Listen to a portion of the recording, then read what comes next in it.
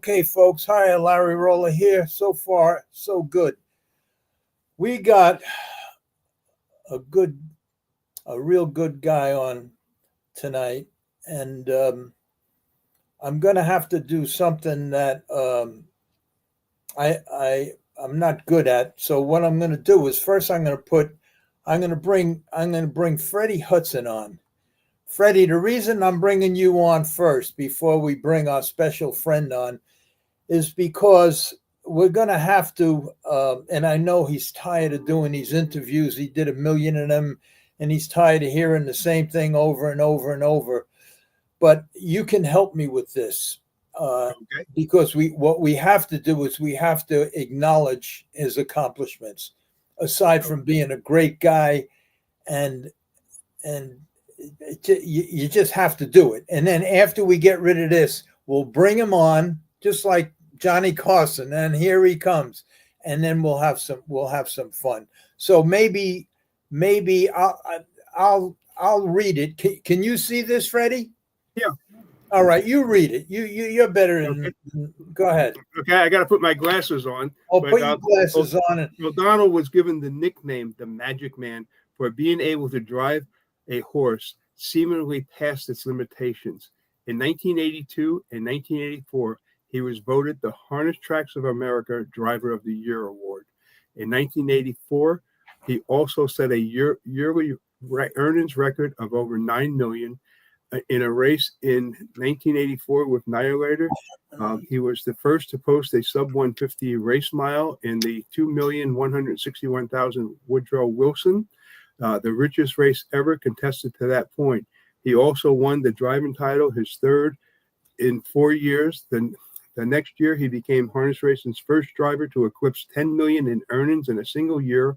He has 5,742 lifetime victories as a driver, with just under 100 million earned by the horses he guided. And I'm also going to say something over here that keep going, Freddie. There's only been 2 races that were for a purse of 2 million or more, and Billy won one, Insko won the other.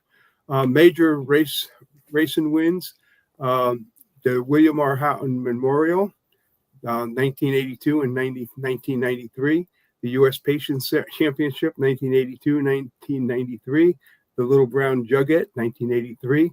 The New Jersey Classic Pace, 1983-1985. Glenn Garnsey Memorial Pace, 1984 and 1987. Hamiltonian Oaks, 1984. Woodrow Wilson Pace, 1984. Meadowlands Pace, 1985. Stanley Dancer Memorial Pace, 1985 and 1996. Roses are Red Stakes, 1986. Adios Pace, 1988. Metro Pace, 1988. Murrah Annabelle Pace, 1989, 1995. Miss New Jersey Pace, 1990, where I think he left with Miss New Jersey. The Milton Stakes, 1991. The Canadian Pace and Derby, 1992 and 1993. And this list just keeps on continuing. The Breeders' Crown wins. Breeders' Crown 3-year-old colts at Geldens Pace, 1984, 1985, 1988. Breeders' Crown 3-year-old filly pace, 1988. Breeders' Crown Open Mare Pace, 1991. Breeders' Crown Open Pace, 1993. Breeders' Crown 3-year-old filly trot, 1994. Breeders' Crown 3-year-old colts and Geldens Trot, 1995. Trot and Triple Crown wins. The Hamiltonian Stakes, 1985. Yonkers Trot, 1989. Kentucky Futurity 3 times, 1983, 1984, and 1987. Pace and Triple Crown wins. The Messenger Stakes 3 times, 1984, 1985, 1989. Little Brown Jug 1985 and 86. Cane Pace 1986. And we still continue. Harness Tracks of America Driver of the Year 1982, 1984. United States Champion Driver by Earnings, 1984. Honors, Nova Scotia Sports Hall of Fame, 86. Canadian Horse Racing Hall of Fame, 86. United States Harness Racing Hall of Fame, 1991. Canadian Sports Hall of Fame, 1992. Little Brown Jug Wall of Fame, 2003. Significant Horses, Nihilator, Paracas, Staying Together, Barbary Spur. Okay, now, Now I need an oxygen mask. All right. There's one record that will never be broken, in my opinion. Billy O'Donnell is the only professional athlete that ended 2 professional interviews with the phrase "no shit." And with that, we bring on our pal Billy O'Donnell, the great Billy O'Donnell. No shit, Sherlock. Yeah, really. Yeah. Yeah. Poor Alan drove him out of the business, made him very successful. you know, He didn't know what to say after you said that. He was dumbfounded. Well, the poor guy, my horse fell down the post parade, and they came to get me on a golf cart. Well, I thought they wanted me to do the color part of the race, right? So they get down, and there's Alan down there, and he's asked me questions, and he's done. So they're not quite ready to go to the gate. So Bob Rosberg, he was producer of the ESPN show, he kept saying to Alan, ask him more, ask him more, ask him more. Well, Alan didn't have anything prepared. He was young. He was only about 20 years old, maybe. And he just said, just a case of bad timing, I guess. Hey, Bill? No shit, Alan. Now, Billy, our friend Gregory Peck called me up. Right. And he says to me, he was real nice. He was very, very nice. And he gave me he says to me, he says, you know, I teach speaking he says, and you're a very good interviewer. And that's why I thanked him and everything else. But he is so wrong. I have no clue. This all started is to promote the book 2 years ago.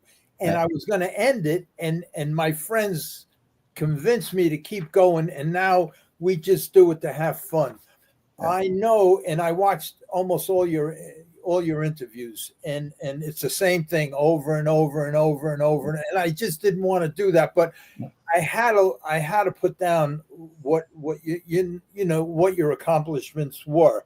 Right. And Gregory Peck, he talks so highly of you, and he called me twice yesterday, and once today to make sure that you were coming. I said he assured me you were coming on, and I thank you so much for that. Uh-huh. Now there's a couple of things I want to ask you that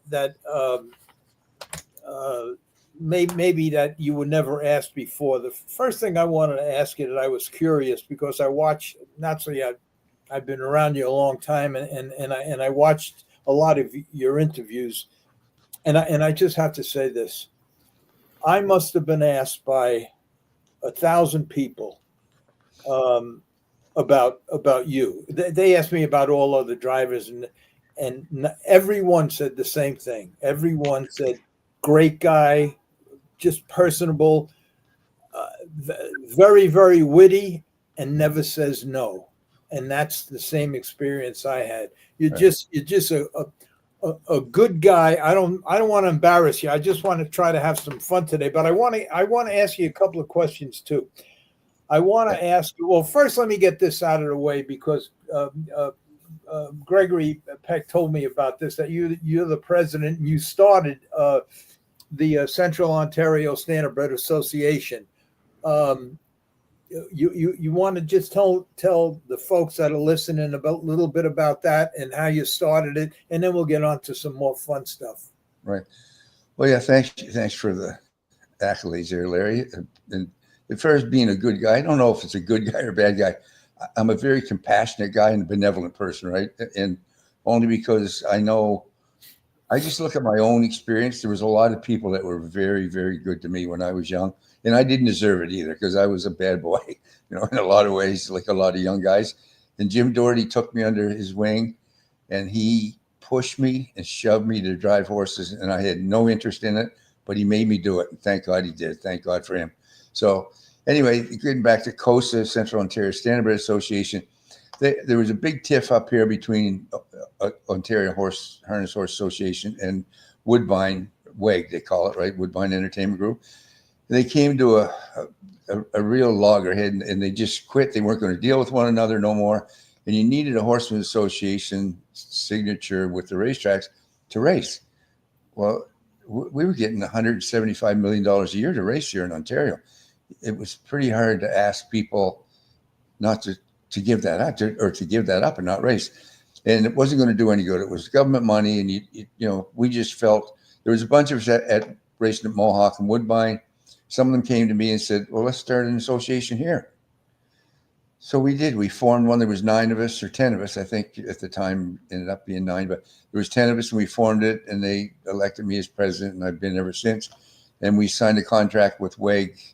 I think we signed 4 or 5 now, but we seem to get along okay. And I'm still there and I have some help in the office and it runs pretty smooth, actually. Well, good for you. And folks that are watching out there, the reason Billy's jumping up and down is because he broke his heel. Yeah. And he's sitting in a rocking chair with the computer on his lap, and that's why he's rocking a bit. So he went on vacation last week, and the first day on vacation, he jumped off a step, hit a rock, and that was in the sand. And he broke his heel in half, and next week he's going for the operation. So if you wonder why he's jiggling, that's why. I'm breathing, Larry. That's the problem. Yeah. All right. The other thing I want to ask you. I want to ask you this. This is the 85 jug, and I know that Annihilator got roughed up pretty bad there, but this was the wire. Did you know that you win that race? Because there were 3 right across the track. Yeah. Right. I don't know if you could see it or not, but did you know you win right at? Yeah. You knew you won. Confident, but he won by a half a head maybe, but he was getting tired. Like you said, he got roughed up. Yeah. And Gilmore's horse, he won a good race. And then Persian Square was locked in and he was coming like 100, but just ran out of racetrack, right? Yeah. So all it did, it got him tired. That's the first time I think he'd ever been tired in his life. Made him stronger. He just got better and better, really, after those 2 heats. The other thing I wanted to ask, and this is all for my information, and I'm sure everybody else. You mentioned it 100 times about Annihilator and his feet. Could you tell the difference from track to track? In other words, from a clay track to a stone dust track, were you able to tell the difference or not? Or Billy just did the best he could in between races and he was basically the same no matter what track?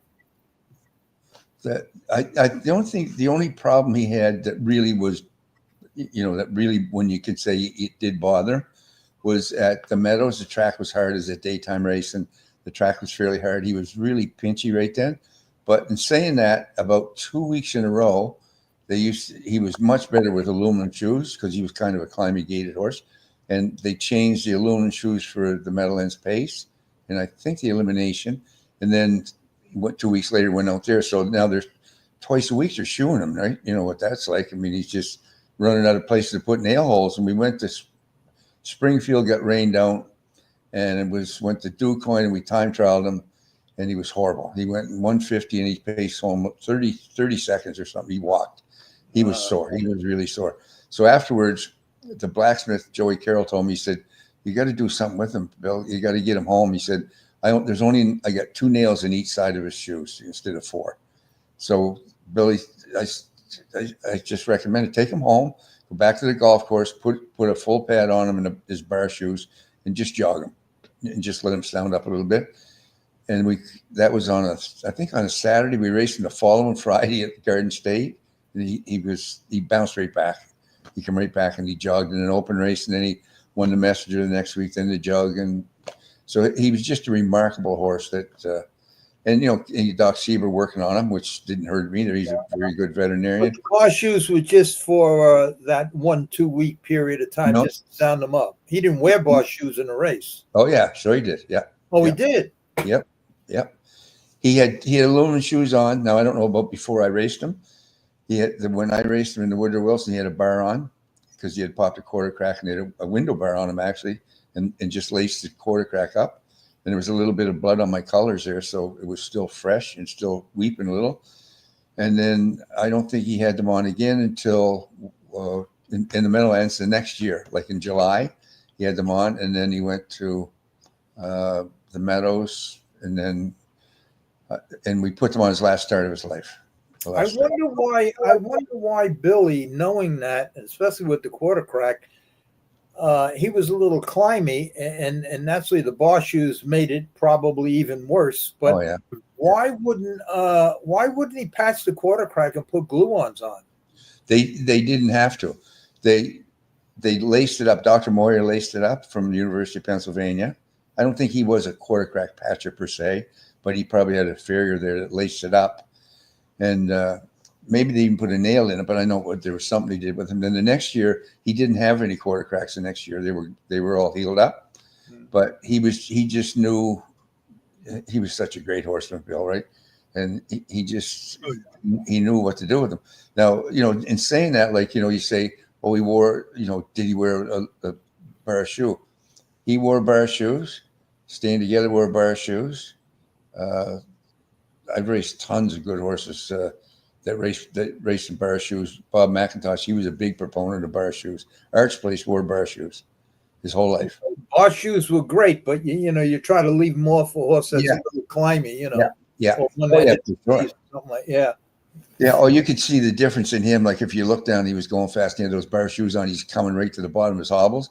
And when he had the lumens on, he's just coming right to the point of his knees and really stretching out then, right? Yeah. Big difference. Yeah. I watched them in a couple of the races when that one particular race, I guess I forget which one it was.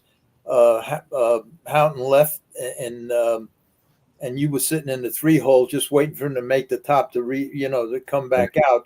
Yeah. And it looked like you were sitting on needles and pins sitting there. I seen it start to raise his head and climb a little.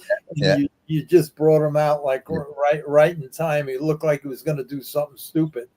Yeah. He used to, if you get, he could leave, but he didn't really care to. I always said he's just like driving a sports car that you had 4-speed stick shift and you went first, second, third. And all of a sudden you get up to 55 and you put him in 4th gear and it levels out. And that's just what he felt like. He just wasn't hitting on all 4. And then all of a sudden he just get his head down his check and away you go. He was that race, the 85 Meadowlands pace, right at the half, I think it was Carmine Abatello with Anxious Robbie. I think he pulled the earplugs and he come running at you, and he got 3/4 by you. Were you just sitting at that point? You were just sitting with him, so there was no chance of him getting by you. No. Okay. But Carmine, he could make them go so fast. Boy. Yeah, I know. He come with a rush. I thought maybe he would come and just get up to you and say, even though these things don't happen in them big races, look, I don't care if you go to the next quarter in 30 minutes. I'm just sitting out here, so take it easy and give himself a chance to be second or third or something. But he come at you real quick. Another question. I remember when I was in the paddock, especially when all these new bikes came out, everybody wind up having their own bike. Did you have your own bike? And if you did it go around with you wherever you went? No. I just was, they'd always ask you, what kind of bike you want? I said, I don't care. Just put something behind them because I can't run fast. Two wheels and a seat. I like the Geralds and the Houghtons. Like everybody talk about the Houghton Fabers. I had one when I was young when I worked for Grace. I had it about 3 weeks and I got in a wreck and wrecked it. So I never got to use it much. We put a steel arch on it, but I like the Gerald, the Golden Jays, and I liked the Telstars. I love the Telstar bike. Yeah. And the Cheetah. I like the Cheetah. And when we got rid of the Cheetah, we got rid of it because you couldn't see it very well in it, after using the bikes that we used. And now I think the bikes they have now are even lower. So wow. They seem to go okay. Now the Cheetah, I think that was Kurt Watson's bike, and that was making a lot of noise back then. Did you actually notice a difference from say a Gerald to a Cheetah or something? Was it a big difference? When we time trial Cambest, it was barred, from racing with it. So I said to Freddie, call the commission in Illinois and see, can we take the Cheetah? Can we, time trial in the Cheetah? And they said, yeah. So we did. So he went 46. Did it make the difference? I don't know. but it was on him anyway. It had been barred for a year or so, but by then. I did a whole podcast months and months back with Kurt Watson never came on, but about all his bikes, the bikes that he invented. He was a pretty sharp kid, a pretty smart kid. Yeah. A good trainer, and then he started with these bikes, and it made a lot of sense. Another thing I wanted to ask you, I raced one year. I don't even remember the year, and I don't even know why I was up there. I just forget. But I was at Flamborough Downs, and what got me was it was a half-mile track with turns that were banked like the Indianapolis 500 track.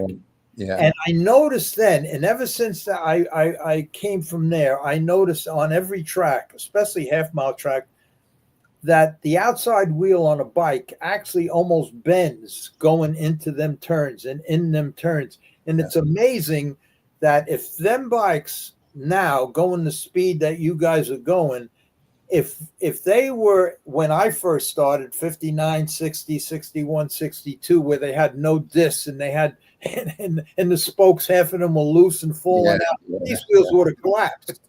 And it's amazing that, and it's great that these new wheels, the plastic or however they make them, they're strong enough, because in my opinion, and I did a podcast on this too, that these turns should be banked a whole lot more than what, especially on half-mile tracks. Yeah. But so far, no wheel collapsed, and nobody even thinks about it. And I know that racing, I know that banking turns, you're going to have it surveyed every month or something. So that's probably why they don't do it.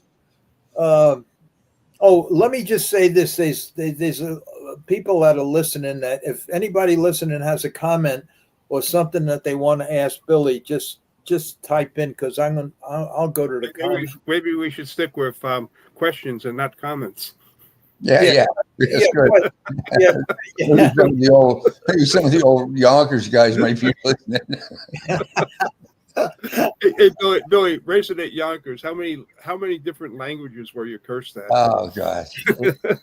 I remember when I won the cane with Barbary Spur, they said, they want you to go upstairs to the PR booth, like the publicist. I said, I'm not going up there alone.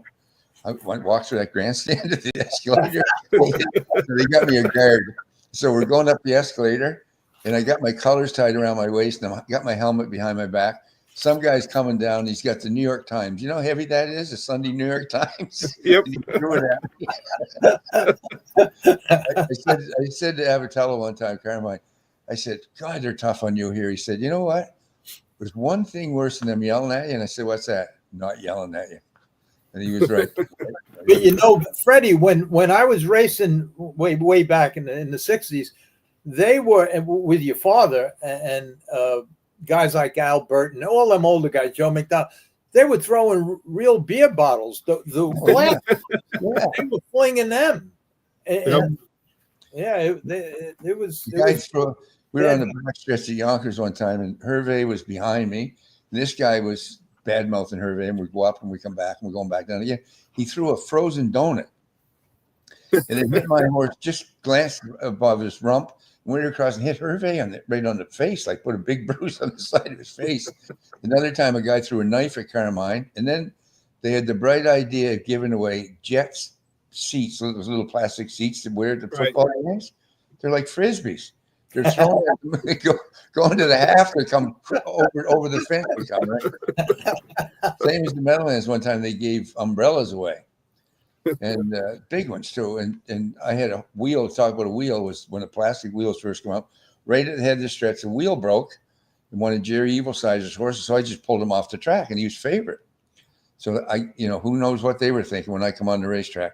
They're throwing them like spears. Like they had to get them all out. Do you remember the time, Freddie? You were around at this time.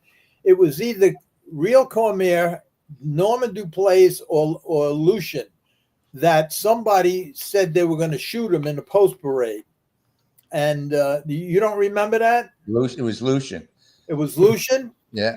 And he went out there. He went out there in the post parade. Nothing happened. But I remember. I think he went out there. Yeah. The guy's name was Walter.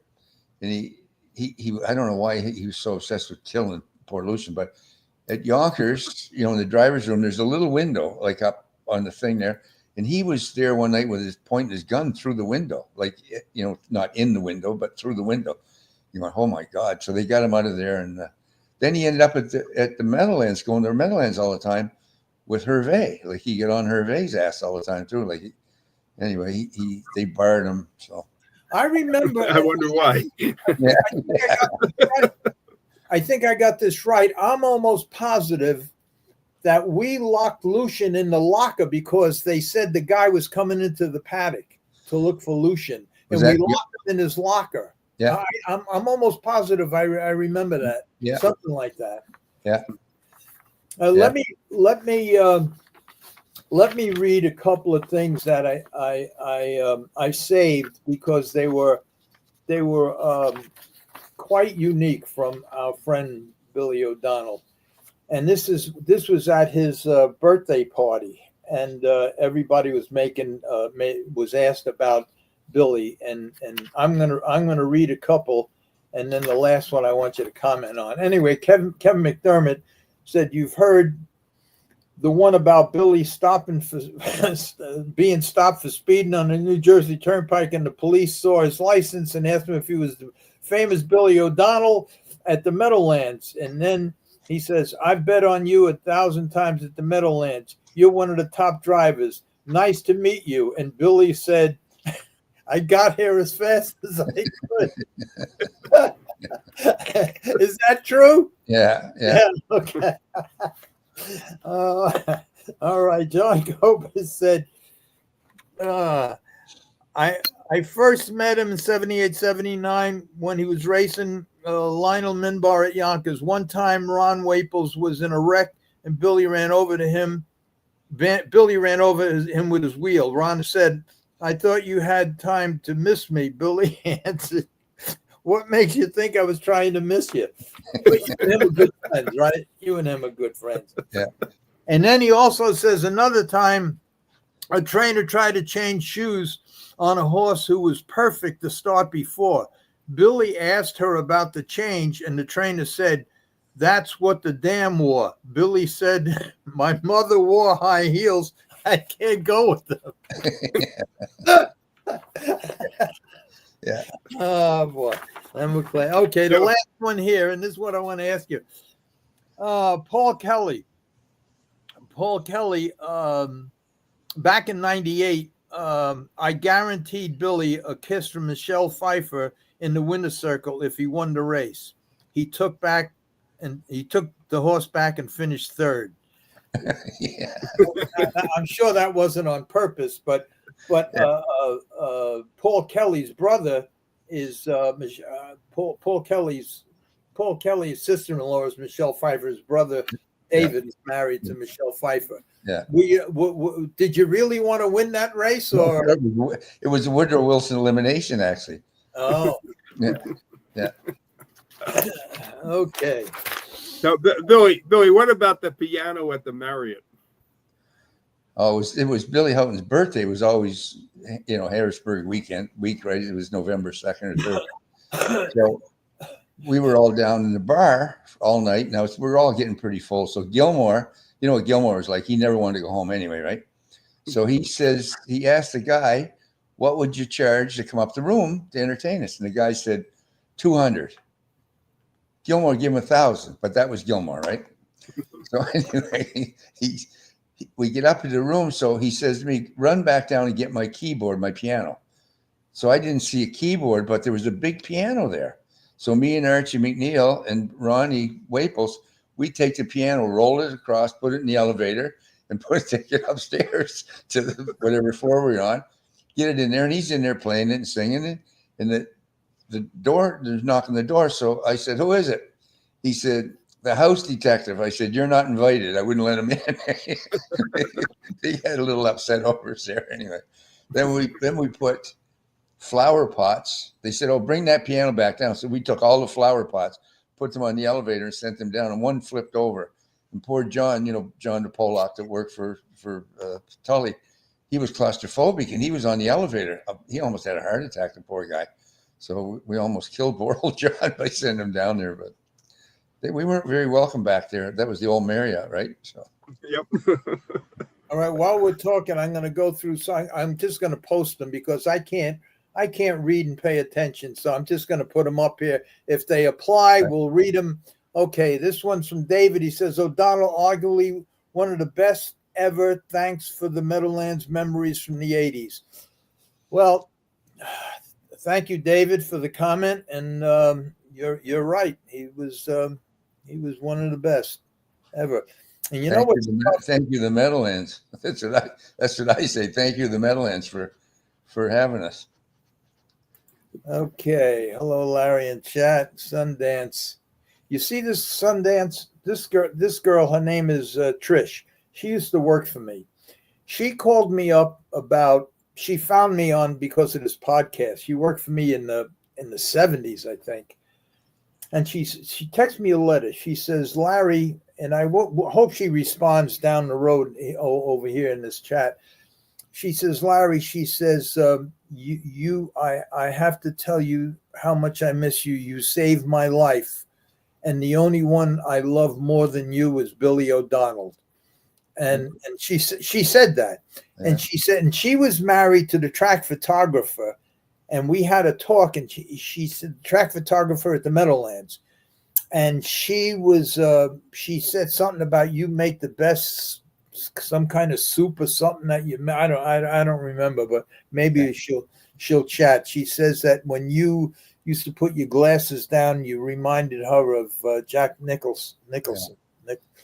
Okay, here we go. Larry, Freddie, and Billy, class act, the best in the business. I want to tell you something, folks. When I in '84, I got myself in a bit of a jackpot, and the first guy I called to take over the horses was Billy O'Donnell.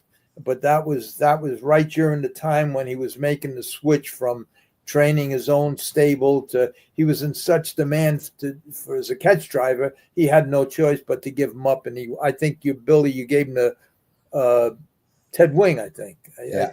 Ted Wing got him after that. With horses, yeah. Hey, Billy, a few weeks ago, you were on our show with the kid, William Carter, if you remember, and you gave him the advice when he quits training. He says you're going to love sleeping in late.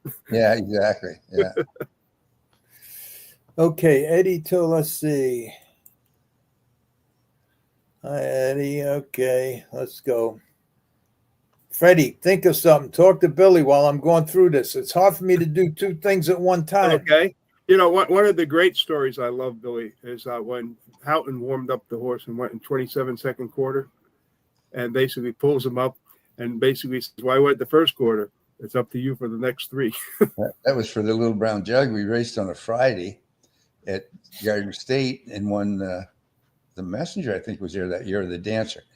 And so up until that point, they weren't going to the half mile track. They weren't going blah, blah, blah. They weren't going to go. So I got a call the night before from Frank Ferrone, who was the race secretary at Freehold. And he was the head of the Race Secretaries Association. And Frank said, Frank, he's a good guy, Frank, he's a friend of mine. And he said, listen, he said, Bill, if that horse doesn't go to the jug, doesn't matter where he finishes, he won't be horse of the year. I'll guarantee you that. So the next day, I said to Bob Bonnie, what about it? He said, well, you announce it. You asked Louis. So anyway, the horse won. We were back to Winter Circle. So they said, what about, was the next stop Lexington? I said to Bob, let's go to Delaware. He goes, you tell him. He said, so he gave me the microphone. So I said, we're going to Delaware. So anyway, the horse goes down Monday, Saturday, whenever, shipped down to Ohio. Billy goes down Monday or Tuesday. And they all fly down. Louis and Bobby and whoever else, the whole contingent of them go down. Bill's going to train the horse. So he tells Chucky, the groom, put the hobbles on, jog him 3 miles, bring him back in. So he does. Brings him in, and he waits 15, 20 minutes, puts a race bike on him, goes out, jogs him around once, leaves out of there with him, goes down the quarter, 27 flat, pulls him up. So what are you doing? Like Bob said, what are you doing, Bill? He said, I just wanted to make sure he could get around the first turn. Let's go for breakfast. He said he'd like to go to Bob Evans. So they went for breakfast. So I get down there and to race day. And I said, I always warm him up the last trip. He wanted to go last trip. So I said, how do you get around the track here? And when you trained him, he said, you got around the first turn good. It's up to you, buddy. Get him around the next three. Billy, Eric sent in this question to you. Mr. O'Donnell, what was the greatest horse you drove and why? So that. Well, Annihilator, obviously. I mean, he won 35 out of 38 races at the top level. He never raced anywhere cheap. I think one we went to Monticello with him. That was just like a kind of an exhibition type thing. But he raced right at the top level, started at the Meadowlands, won all his races there as a 2-year-old. Something not many horses could say they did, right? Won the Woodrow Wilson, come back, won the Meadowlands Pace the next year. Got beaten the Breeders' Crown the first year, and then he come back and won the Breeders' Crown as a 3-year-old. All right, Eric, same guy. What was the best memory and the biggest disappointment, if any? The best memory for me, and probably Larry and Freddie, you say the same thing. My first win. I still remember that. You know, it was at Rosecroft, and it was a horse called Traveling Boy, and he was a 3-year-old, and I raced him until he was 12. He was an open pacer. He was Horse of the Year twice in New England, and he really got me started, and he taught me a lot more than I ever taught him. And that was the best one. The biggest disappointment, I don't think I have any disappointments, I don't think. I mean, I got my father's attitude. I never had a bad day in my life, and thank God for that. So disappointments, some disappointments, nothing that would – when Barbary Spur, yeah, I'll tell you the biggest one. Barbary Spur got beat in the Messenger, and if he had won, he finished second, would have been the Triple Crown. He won the cane, he won the jug, and he got finished second to Amity Chef. And that must be a killer. Yeah. Yeah. All right. Bev asked, good evening, fellas. Billy, have you ever raced with Eddie Davis? I have a lot, and he was a very, very good driver and didn't get the respect that he deserved. I didn't think at the Meadowlands. He drove a lot of bad horses, and he drove all the way from Delaware every day, 2.5 hours to race at the Meadowlands. And he was very, very great talent. There were a lot of guys. Morel was one of them, I know, but I was out of there by then when this started to happen. In the beginning, when the Meadowlands first opened, if I remember right, I wasn't there. I wasn't in there for 3-4 years but I remember when they opened the track, and maybe I'm getting it wrong, but the track was always cuppy. It was deep and cuppy, and everybody's automatically switched from steel swedges to aluminum with the grabs on all fours. All fours. And then I remember once, I think it was you and Campbell maybe made a little stink about the track not being what it should be for the amount of money. I mean, back then they had 12, 13 races going for more than $1 million, and the track was not up to par, I think. Am I right by saying that? Yeah, we had a committee. There was me and John. Mike was on it, Gagliardi, Jim Doherty and Ray Remen, Lofty Bruce. There was a few trainers on it. We met with Joe, and Joe was great to work with. If you made sense to Joe, he would get it done for you, and he would back you 100%. And we met, and Bob Asherman had just come to work there, and we were always complaining about the track. You know, the track, it's too hard. That's when they changed that old limestone originally. It was really bad. The cuppy one that you're talking about. Then they put this material down they got right from Jersey. And it was hard. So anyway, I never forget the last time we met, Joe said to Bob, if they want an inch of cushion or a foot deep, give it to them. Because if they don't like it, that's their fault. Stop fighting with them. And he did. After that, he was great to get along with, and it turned into be a great racetrack, and we always had some cushion on it. Yeah, good. Yeah. All right.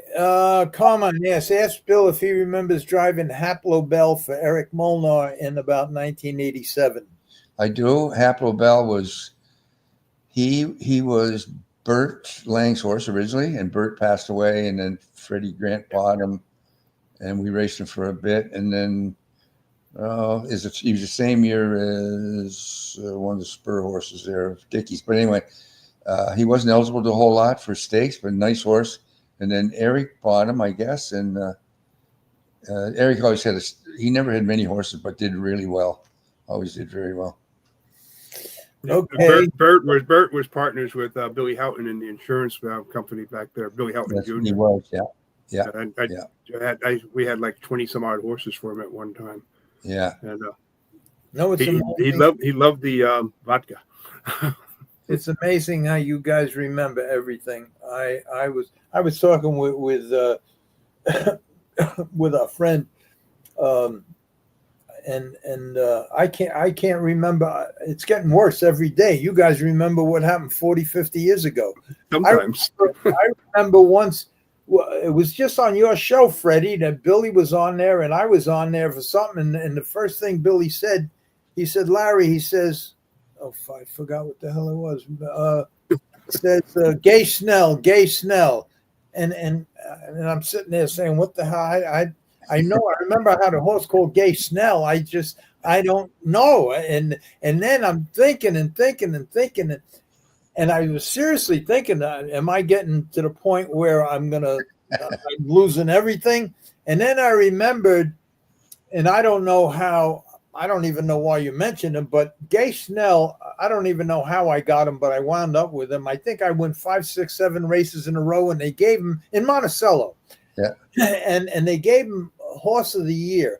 And Larry Kadish owned him. And Larry Kadish also owned about five towering buildings in Manhattan. He was a very, very, very, probably a billionaire back then. Yeah. And they gave him, and we had to go to the Horseman dinner because they told me that they were going to give an award for Horse of the Year for Gay Snell and Larry Kadish. So we go up on the stand and they give him a $3 plaque. Right. Gay Snell horse. And Larry Kadish started crying over a $3 plaque. Oh, Guy yeah. in those high rises in Manhattan. Yeah. Unbelievable. Now Larry Kadish, he's a guy who basically offered $58 million for Roosevelt Raceway, and they turned it down. No, he was so mad. He was so mad at that. And Sonny Werblin, I believe, made that deal with. He must. That was Madison Square Gardens and Gulf and Western at that time. Yeah. So Bill Hopkins was the one controlling it, and Bill Hopkins was in bed with the other guys. So, and there was no way it was going to go anyplace else. Yeah. And do you know that Larry Kadish bought the largest parcel of land in Old Westbury, right down the street from Roosevelt? Yeah. Built a whole farm, and the town went against him. So you know what he did? He got bulldozers in there, and he dug up the whole infield and put all that dirt, surrounded the whole property, which was huge. You went from Major Avenue to Major Avenue, and he put them big trees in it, and he built a barn and a track, whatever. Yeah. And then he never got the racetrack. It was sad. He was so mad. And then, in fact, when I called up Billy and I said, Billy, can you take these horses? I says, you're going to have to go to Kadish's farm to meet him. I says, you drive in, you go to a screen door, you knock on the door. He'll be sitting there with a dog.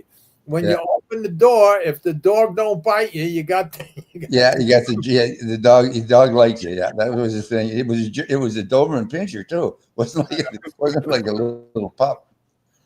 Yeah, he's still alive, Larry. He's still alive. Yeah, he's still alive. He's the biggest fundraiser for the Jewish something in the Republican Party or something like that. Yeah.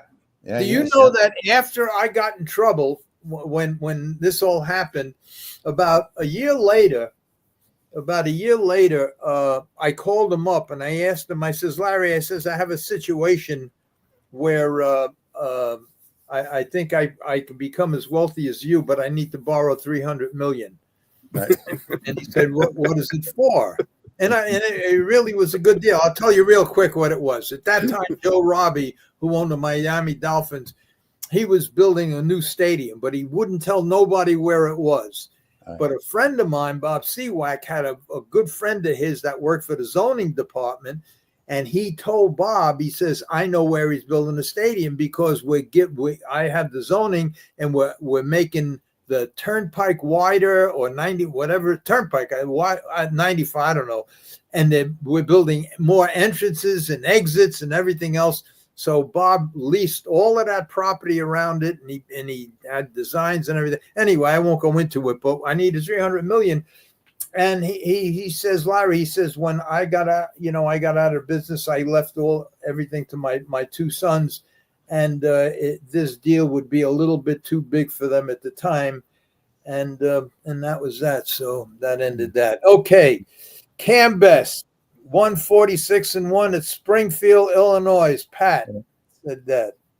That was you, right, Billy? Yeah, I had been racing Campbell as a 4-year-old a little bit, and as a 5-year-old, but I had staying together that same year, so they raced together, and they took Campbell to Springfield to time trial. So they asked me to go out to time trial, so I went, flew out, and it wasn't the greatest day. It was probably 75 degrees, a little windy, not bad.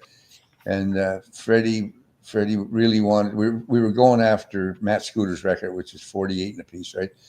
So anyway, I never forget. Fred warmed him up an extra trip. So I said to Freddie, I said, I read somewhere one time, Fred, where a horse's metabolism it peaks between 2 and 4 o'clock in the afternoon. So I said, let's get this done. Let's not take a chance. I mean, I didn't make that up. Some scientists did some real research on that. So he goes, okay, so 10 to 4, here he comes with the horse.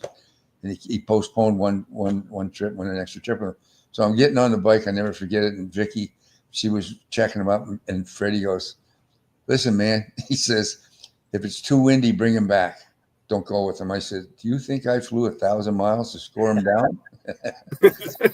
Anyway, we got it done. So we pulled up, and I had to stopwatch. And what's the sense in clicking at the end? You just want to know where you're at the other 3 quarters, right? So when I stopped it down the turn, 207. So Freddie goes, let me see your watch. How much you go? I said, 207. All right.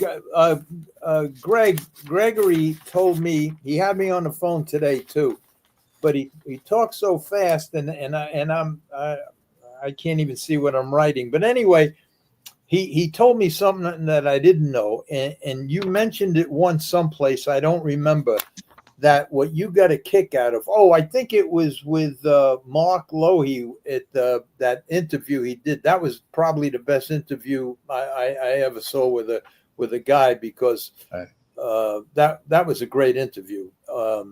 Very real good. Anyway, I think there you said he asked you what were your greatest accomplishment, or what you liked most, and you says being the first at doing a lot of things. And Gregory today, when he called me, he mentioned this. Now I probably wrote it down wrong, but he mentioned that you were the first going in 52, then 51, then 50, then 49, then you missed 48, but then you went in 47. You were the first to break all of them records at that time. Is that kind of accurate? Did I write it down right? Yeah. Okay. Yeah. But you still hold the record, Billy. Billy, you still hold the record for winning the richest race ever in harness racing. Woodrow Wilson. Yeah. Nobody's. We've never had any $2 million races after that, but that is the richest race ever in harness racing, and you won it. Well, being the first, as a first to win $10 million, a lot of guys now they win 20 and over 20. But to be the first to win 10, you can't change the first. The first is the first, right? I mean, 46-1 has been gone, broken in a couple times now, but that was a record to be broken. But the first, you can't break those.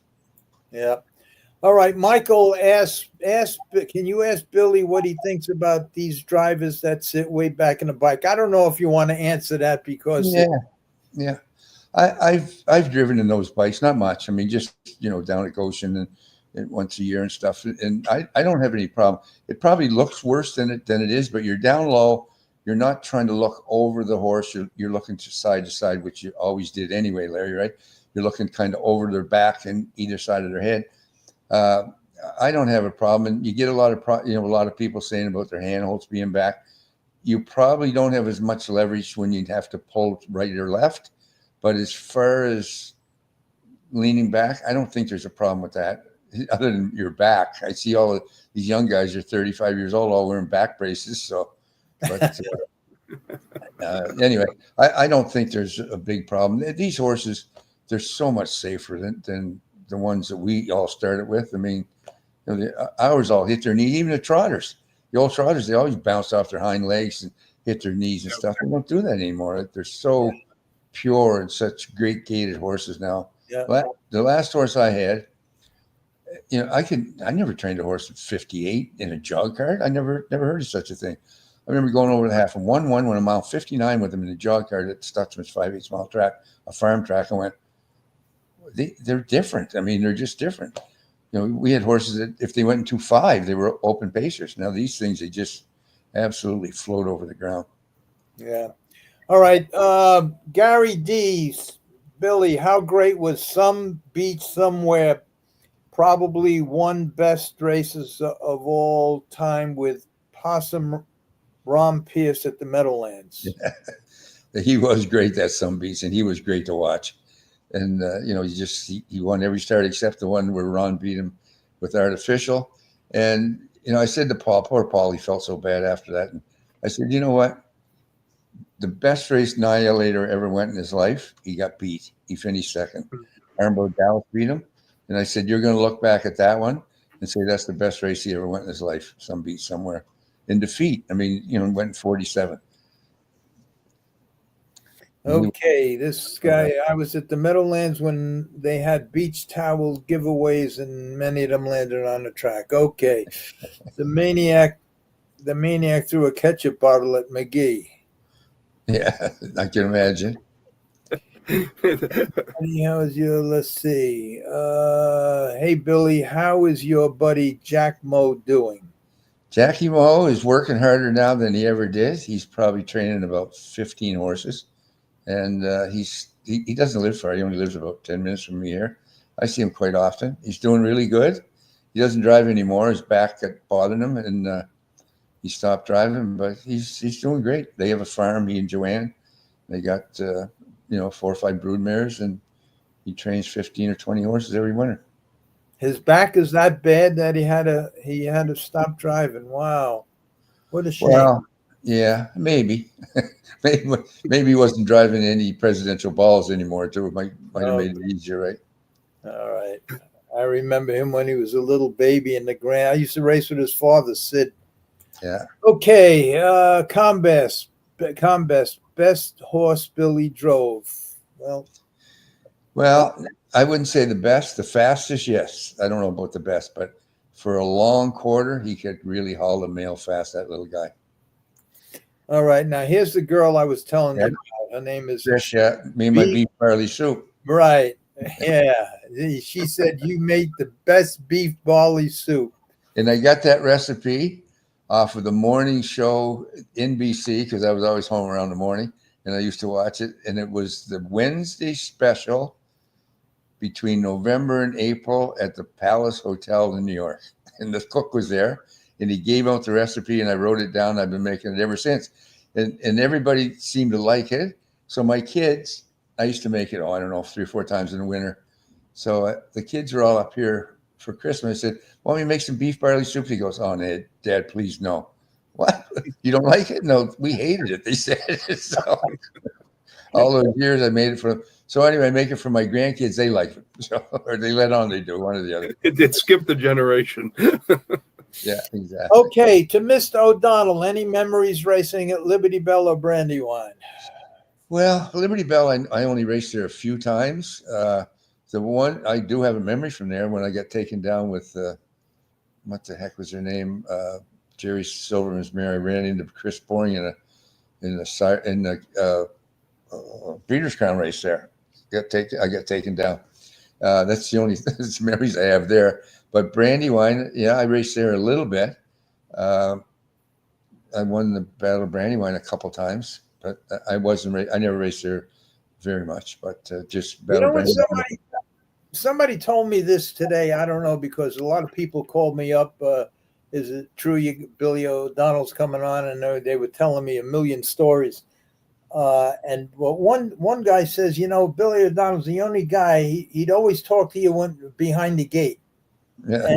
And that's true, because I was next to you a couple of times and you just talk behind the gate right up until the wings open. Yeah.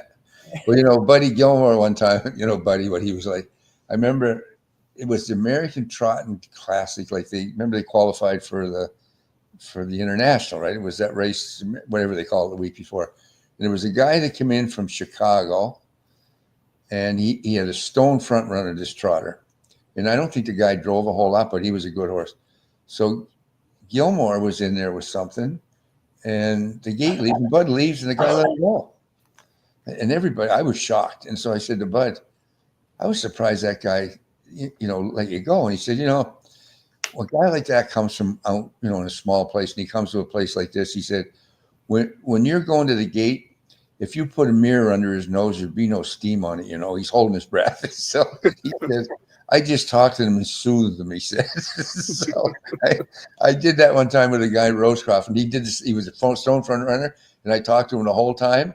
And going to the gate, he let me go, and I won. He was second. He pulled up and said, thanks, Bill. So it was a breeder counter. But Gilmore, how he thought, right? Oh yeah. Okay, Sundance. Oh, the girl was the girl. Yeah. She was married. She was married with Bruce. Yeah. Okay. See, I'm going to jump in here for a second. When Buddy started putting you down on the horses, that changed your whole career. Well, absolutely. For New York, I went over there. I had 5 horses, and I was Buddy Regan gave me stalls in his barn, but they didn't give me any stalls. I could race there, but I had to ship in, and that would have been from New Jersey to Roosevelt. It's a long ship. So I saw Buddy come out of the race office. He said, I'll give you stalls in my barn if you drive my horses second behind Carmine. So I did. I drove about 5 races for Buddy, and they were having the 8-hole and the 7-hole, and he wasn't very happy with the way I was driving. And I said, boy, listen, not for nothing, but I'd rather be friends with you than drive for you. And I was stable in his barn. I said, I'll move. And he goes, oh, that's okay. So anyway, I did. So Buddy, he was going to Lexington, and he said, you're going to be here Saturday night? And I said, yeah. He said, you want to drive my horses? Well, geez, he had League Leader, and he had 3 or 4 really good horses, right? So I drove them and did okay with them that weekend. The next weekend, I was down to drive 10 or 11 horses. It was just, so Lee Benson said, I said to old Lee, I said, geez, I don't know what's going on. Or he said, the old mayor of Long Island approved you. You're okay now. He said, so that was about the size, I guess, right? So yeah. I remember a story about Buddy in the locker room over at Roosevelt, a trainer who was down on his luck. Buddy asked him to sell him a horse. So the guy went out and he sold the horse for $8,000. And he comes back into the locker room and he says, I got $8,000 for that horse, Buddy, here. And Buddy says, keep it. Yeah. He says, you need it, so just keep it. That was the type of guy Buddy was. So. Absolutely. Absolutely. All right, Tommy Dimes writes, Jason Corp, Ted Wing. What's that mean? Is that Jason? That was Charlie Ginsberg and and Teddy's stable name. And Charlie Ginsberg, he owned all of Teddy's. He was his partner for years and years. Nice looking, skinny guy. Yeah, still in New York. He's 85 or 6. I still stay in touch with him, Charlie. And he was a gem of a guy. I said the 2 best owners in the horse business were Steve Finkelson and Charlie Ginsberg, and you can't put one before the other. They were great guys. Those guys loved the business, loved it.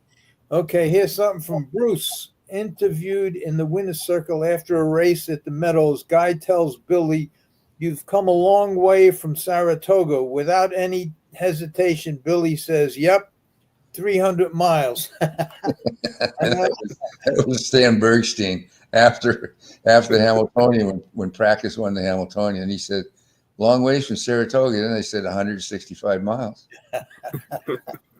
Okay, let's see what this one says. Okay, I had an elastic key band on my wrist. I was swinging it and hit Billy across the knuckles. The next day, his hand was bandaged, told me, you remember that? She said, Yeah. all right. Let's see this. Billy, it's an honor to talk to you. I raced at Saratoga in the 90s. I remember the old days of Harold Story, Percy Davis, J.P. Morrell, George Musaf.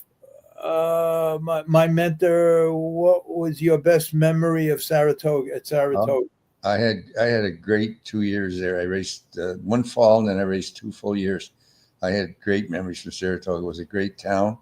I had a nice place there, and I don't know why I ever left, but anyway, it was just I had an opportunity to go to try the Meadowlands, and I did. But and all those guys, they were all great guys to race against. Kim Crawford was another one that was there. Danny Wilsey. okay. Jesse Black, Eddie Cobb, Genghis Khan. That goes way back. Yeah, well, that was really the horse that really brought me over the hill. Really, I went to Meadowlands in the winter, and Eddie always drove himself when he was young, and then Brian Gath drove him in the Meadowlands pace, the 3-year-old. And he was 5, turning 6, I think then.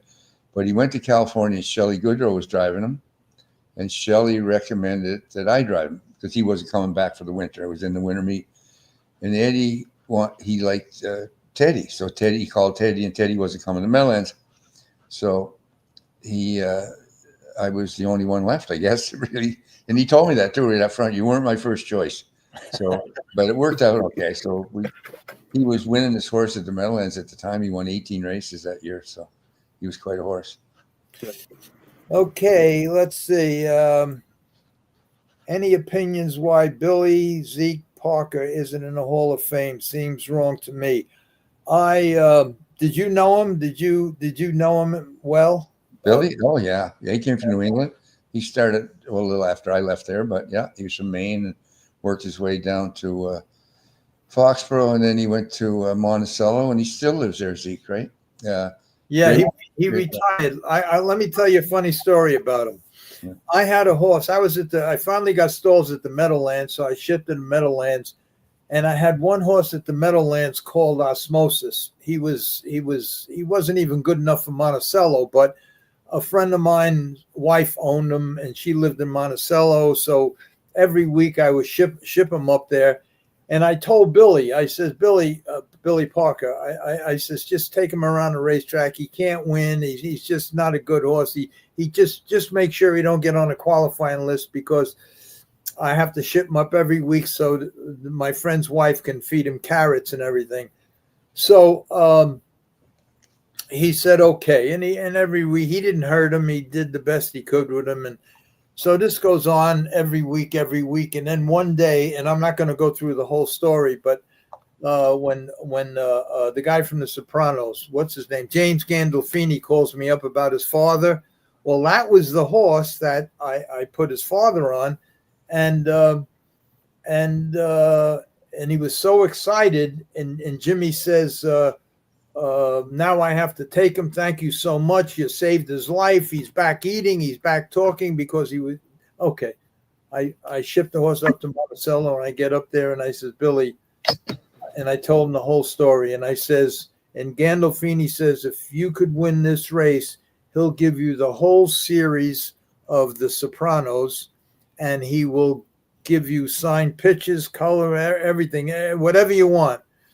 And he won. He won his first lifetime start. That was the horse. And that was, and I think maybe I'm wrong, but Billy Parker was probably leading driver, or one of the leading drivers at every track he ever went to, including Monticello.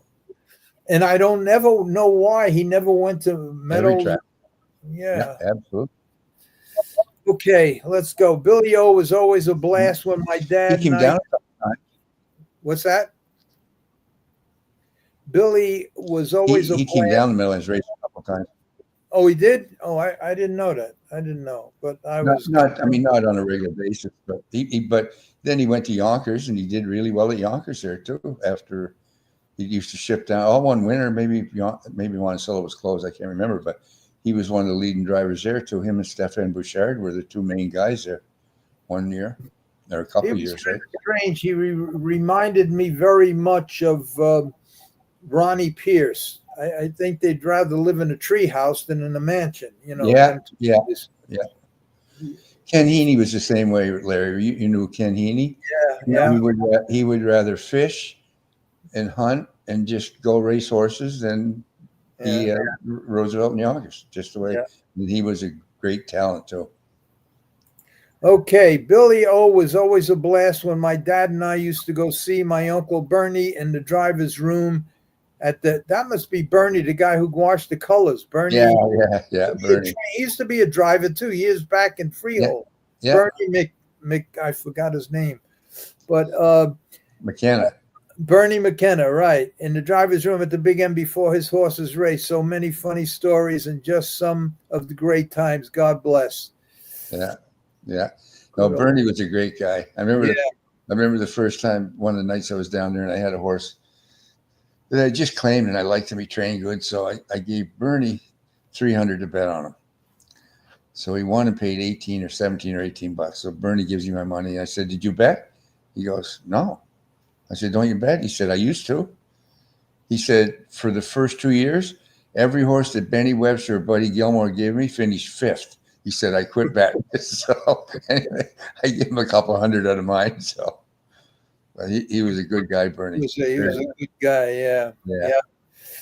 Okay, let's see. What's this, Eric? We used to hear so many rumors about, okay, we don't have to go there. Let's see. Billy drove a filly. This one says, Billy, you drove a filly. Sundance. Finish the sentence. Let's see. How many races did oh God. The Yonkers people were following you, Billy. Yeah, they're coming on now. Yeah, they're just getting off work. Billy, you won $10 million on a race. Man, if I get hold of $5 million, okay. Let's see. We'll run down this real quick because Billy must be dying, saying, "Get this over with." No, I'm fine. Where am I going? I'm going to be here till next Thursday anyway. In this chair. Hey, Billy, I got a quick question for you. Now, you and myself, we started driving about the same time. Right. We started driving before the racetracks actually paid. And so we had to collect the money from the trainers, and the trainers had to collect from the owners. How much money were you not paid on? Very, very little. Very little. The guys in New England, they were always great. I used to pass bills on if they didn't. But, my old theory was you can't expect anybody to pay you if you don't give them a bill. They're business. It's a business, right? So I used to make bills out and pay them. I'd get paid. Like I remember one guy, he always had horrible equipment, horrible. So he owed me $300 or $400 for the month. And so I gave him a bill. So he got a check. And I said, "If I gave you that check, if I signed that and gave it back, would you go buy 2 sets of new lines?" And he said, yes. and he did. And then he bought those cheap ones, with the nylon on the front and the old hard leather on the back. Oh, gosh. $35, right? the nylons that felt like nothing. Yeah. I said, "You could have bought a nice pair," but he had the worst equipment. They were all frayed up, by the water hook there, or the turret where they went through, and they went, "I can't take any more of this." Years ago in the 50s and 60s, all the equipment, it wasn't nylon, it was leather, and all them leather hobble hangers were cracked and everything. They just used to make more holes higher and higher and higher before, the hobbles were bouncing off their bellies and everything else rather than buy new hobble hangers. Yeah, exactly. It was terrible back then, boy. Yeah. I remember George Failen, for a short period of time, he was bringing his own driving lines in and used his own lines to race horses with, because he didn't want to use the ones that the trainers were giving him, because they were in bad shape. I got a good George Failen story. I bought Lionel Minbar from him. He was in Saratoga. So I called him after races one night. I got his number from Billy Curran. He was training a horse up there for him. And I called him, and I never knew George Failen for nothing, right? So I called him and said, "Would you be interested in selling Lionel Minbar?" And he said, "Yeah." "What would you take for him?" He said, $25,000. So I said, "I'll give you $18,000. So he said it was about 11 o'clock at night. Now we were in a diner in Saratoga. Me, Jack Molesworth, and the guy by the name of Jim Campbell, not the Jim, and Stan, Big Stanley. So anyway, he said, "I'll tell you what. If you have a check here for me, a certified check, by noon tomorrow at Roosevelt Raceway, you can have them." That's quite an ask, First of all, there's no banks open at 11 o'clock at night. So the next morning, Stan and Jim, they were staying at my place. I got Stan up early. We go to the bank, waited for it to open at 9 o'clock. Go in and I got a certified check for $18,000. Drove him to the airport in Albany, put him on the plane, get on the shuttle. It went every hour. Get him on the 10 o'clock shuttle. When you get there, don't screw around with no car or get a taxi. Get a limo and get to Roosevelt. Sure enough, he got there 10 to 12. Wow. So you know what Failen said? He said, "Do you know this Failen guy?" I said, "No." He said he never even looked at me. He was reading the paper and he said, "You had 10 minutes." And he didn't mean that, right, Freddie? I mean, you knew him, what he was like, right? Oh yeah. But, yeah, he was like one of my uncles. So yeah, I knew George very well. Yeah. No, Houghton loved him. And they were good friends. O'Brien too. O'Brien loved him. Oh yeah. They started racing against each other when they were kids. Yeah, Him and O'Brien, and like he would get the O'Brien's whole stable every year. Yeah. Joe would send his New York stable to George. He was blind in one eye too. Not many people knew that, eh? You know that? I didn't know. I know Billy Meyer was. I didn't know about Failen. Yeah, he was blind in one eye. He and Donnie Richards from Maine. He kind of grew up with Donnie. They took him in, and I never realized that either. But he was quite a guy, old George, right? But Billy Meyer. I remember when you were starting to race at Roosevelt, you were in a series over there, and you're watching the race go, and it goes like in 2-4. Yeah. And nobody pulls or anything. Right. And so I will let you finish the story. It was like a B2 pace, and it was a series, but they were just young horses. So anyway, the first I had a horse who was eligible that, but I didn't bring him. I said, they go way too much down there. So anyway, they go in 2-4. It was like a B2 pace. So I said to somebody, "I think I'm going to bring my horse down next week." He said, "How much can he go?" I said, "Probably 2 minutes." "No, not good enough." So they just went in 2-4. He said, "But Failen had the rail." So what's that mean? Nobody leaves when George has the rail. They just did line right up 1 through 8. And he went in 2-4.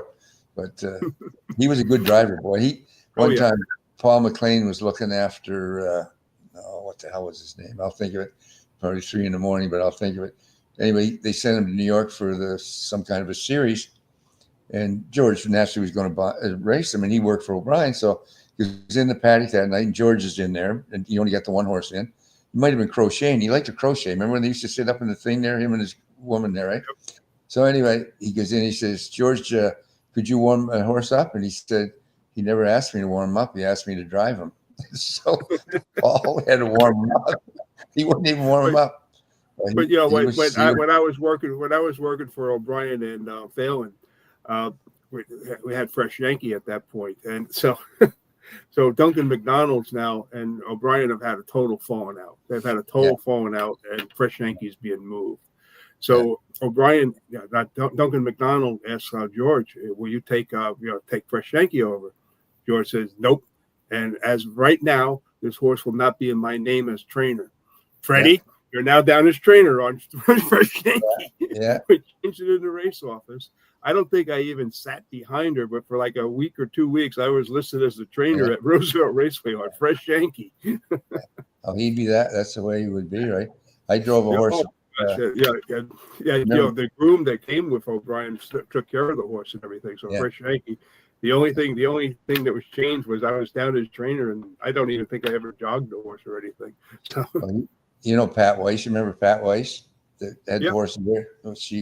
She had a Romano Hanover horse, and I was down there one time. And actually, he gave me stalls when I went back to New York with Lionel Minbar and Betty Joe Chris. He gave me stalls in his barn because that was his shed row. And so I sent Merle down. So anyway, Pat put me down to drive her horse, and he won. So she calls me through the week and said, "Can you go to Freehold on Saturday to race?" The horse was in a sire stake down, a 4-year-old sire stake. I said, "No." I said, "I'm really busy up here this weekend." I said, "What's wrong with George?" She goes, "George said, I'm not driving that horse again until that kid gets beat with him. He wouldn't go down and drive him. You see, that was the old way, right? That's now they can't wait for you to get off.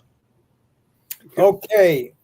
Gary D says, Bill, did you ever have any hard feelings at another driver after a race? Oh, certainly. We all did, didn't we?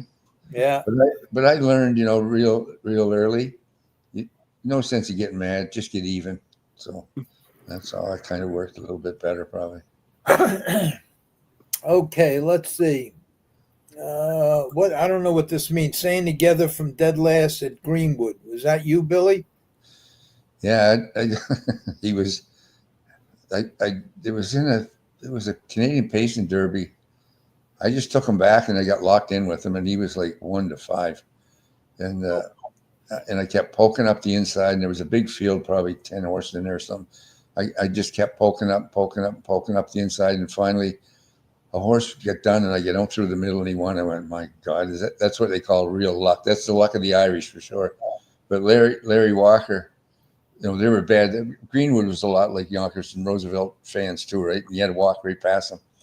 So anyway, Larry Walker and Bill Wellwood and I were going to Syracuse that night to race the next day. And Walker was standing there, and he said to Wellwood, you guys going to Syracuse tonight? And he said, yeah. He said, why don't you go get the car and back it right up to the racetrack? He said, so you don't have to come through here. And then I finally got out, he got loose and won.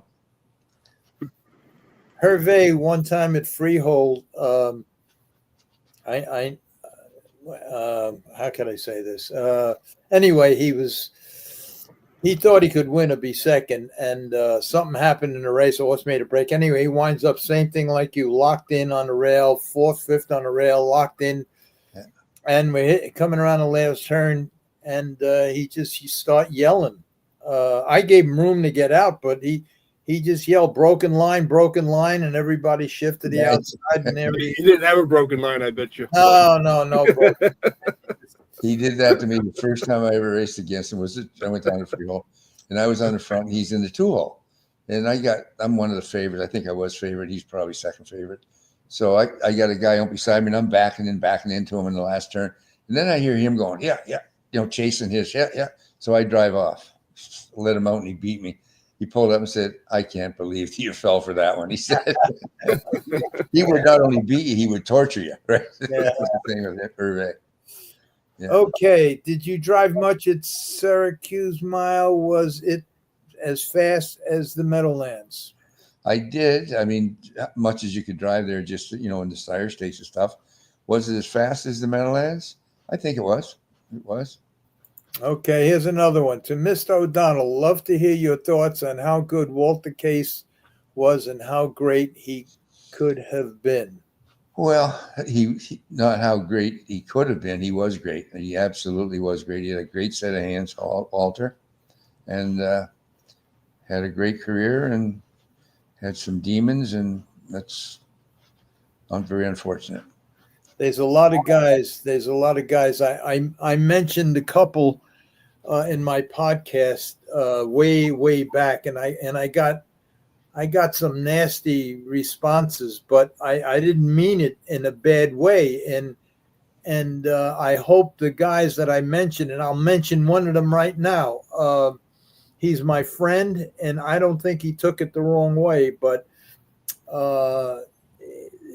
that they were Mickey McNichols, and to me he was just as good as anybody, and he and just got caught up, and and it's sad, and they were 3 or 4 of them like that would have had careers as good as yours, and I believe, and just but then again when the Meadowlands opened and Joe DeFrank sent for Doherty and Campbell and you got there and everybody got there, right. They were guys like Jimmy Morrell, and I know all the New York guys, Carmine, Gilmore. They came to the Meadowlands, then they left. Yeah. And then you guys kind of took over, and Morrell, who I thought I raced with his father, so I didn't know the kid that well. Right. But he told me he was going back up to Buffalo. I says, why the hell would you want to go to Buffalo? He says, I'm tired of driving 5, 6, 7, 8 to 1 shots. I'm tired of finishing 5th and 6th. Yeah. Because all Billy O'Donnell, Campbell, and all them guys are driving the 1st, 2nd, and 3rd. The sheet come out, and every driver is 5 of them had O'Donnell, 5 of them had Campbell. So where are you going? Well, one of the other things that happened, Larry, when the Meadowlands opened up in 76 and 77, you had trainers that didn't drive before that were now driving their horses. And like Carmine, he's used to driving, 7, 8 horses a night, and he's racing at the Meadowlands. He's only got 3 mounts down because the trainers are driving the horses. Yeah. That was one of the big things that took place at the Meadowlands the first 2 years. Well, everybody thought that the mile track was easier to drive on. I don't know. Everyone said the mile track is a lot easier to drive, and you needed the talent to drive on the half-mile tracks. Yeah. Everyone would praise Buddy Gilmore, for being the best half-mile track driver in the world. So yeah. I remember. I think I remember at the Meadowlands. I was used to watching them, Joe O'Brien at Hollywood Park, and every single file all the way around the racetrack. And then you come to the Meadowlands, and there's 5 lead changes before the quarter pole. The Meadowlands Shuffle. Yeah. Okay, let's see. Mr. O'Donnell, this will be a good one. Love to hear O'Donnell talk about John Campbell. Oh, boy. What could you say about John Campbell? What can't you say about him? I mean, they talk about all the great drivers and stuff until they beat that 300 million. In my opinion, he's still the best. He's still the best. He was so cool under pressure. He could take a wild horse and tame him. He could take a lazy horse and make him go. There's nothing he couldn't do, around a horse. And he was very dedicated to what he did. I mean, he drove with braces on his knees. I mean, I've seen him getting wrecks and be operating on him. 3 days later, be back. He was a tough guy, boy. His locker was right next to my locker at the Meadowlands. Yeah. And he'd come in with steel braces on his knee, and you'd have to help him up on a bike and everything else, but he'd go for 8, 9 races and never complain, never say a word.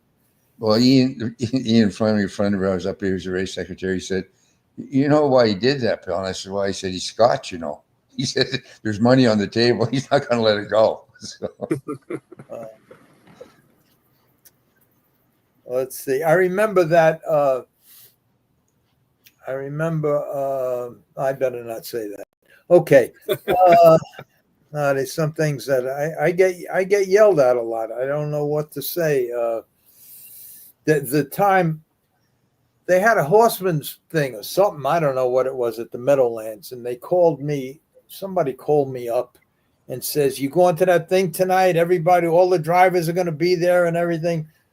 So I sit home and do nothing. So the Meadowlands is 2 minutes from me. So I wind up going.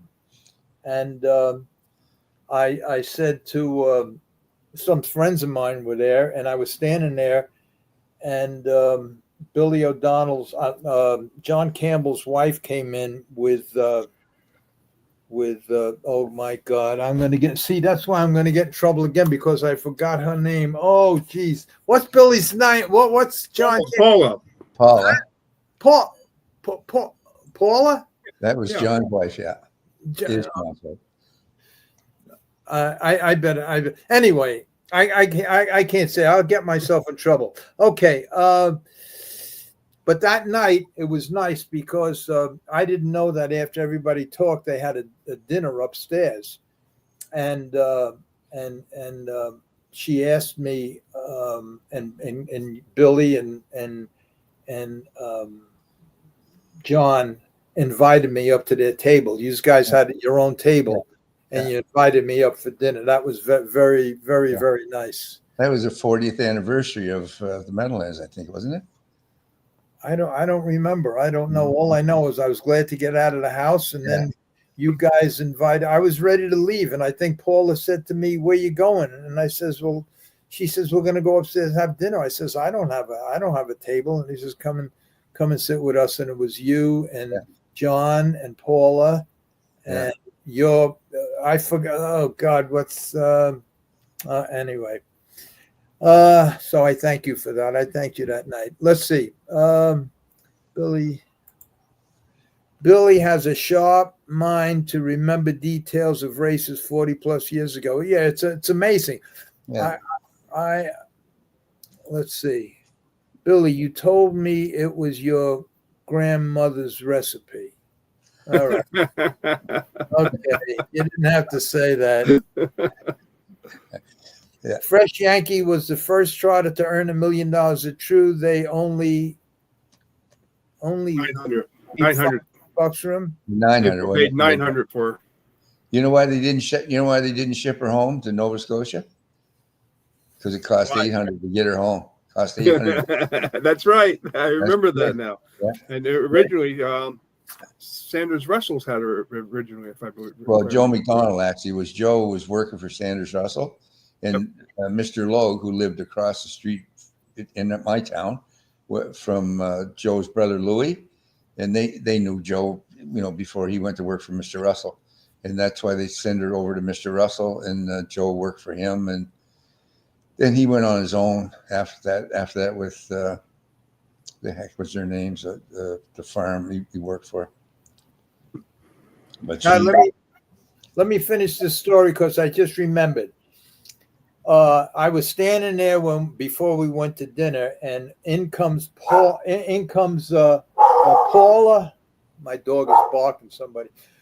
In comes Paula and Kathy, and I said to my friends who wanted to take pictures, I says, "There's John Campbell's wife and Billy O'Donnell's," and Paula come right up to me and she grabbed me and she says, "My name is Paula, not John Campbell's wife." Yeah. Oh, yeah. And she got really nasty. Yeah. But then I said, "I'm so sorry." And I said it that way because I didn't remember her name. I just don't remember. Yeah. But she let me have it. If she would have had a bat, she would have hit me with it. But then at the end of the night, she invited me up to the table, and I sat right next to her, and we made up. She's a good girl. When John got hurt up here at Woodbine really bad, and he it wasn't a compound fracture when he got his knee broke up, and he was in the hospital. So we'd go in. Billy McClinchy is his nephew who runs Woodbine, and I'd go in every day and see him, and he was in a ward, and they had the halo on his leg, with they screw them right to your bone, right, in the open sores. And I said to Billy, "That's not right, him being in a ward with 3 other guys, like that, right?" So anyway, Billy, I don't know if he told Paula or not. So we were in there one day, and he said, "Well, Paula's coming today." I said, "She'll take care of this, believe me." So he was out of there the next day. Right? They got him mid-vac, got him home, and operated on him at home. But I thought that man, that's dangerous. Get an infection like that on top of a shattered kneecap, right? Yeah. To Mr. O'Donnell, did you have a good relationship with announcers Sam McGee, Dave Barrow, or John Booth?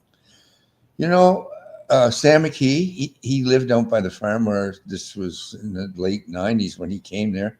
And he used to come over on Saturdays and bring his kids over and to the barn and stuff. So I got to know him pretty good. Dave, I've known since he was just a kid, right? He used to be on the fence announcing races at the Meadowlands. And then John Bothy, I knew him from being an announcer around there. Okay, let's see. Robert, was Nihilator the best horse you ever drove? I think he answered that once, right? Yeah. Okay, here's our pal, Gregory Peck. With respect, enough remember when. Okay, he don't want a story. Enough remember when. Ask Billy to elaborate on Costa, the organization you formed, and what it's doing to promote racing. I can tell you lots. So go ahead, Billy. Well, what we started doing at first was I don't know if you ever saw the trailer wraps, where they wrap trailers with the horses on them and all that stuff. We had quite a bit actually of marketing money.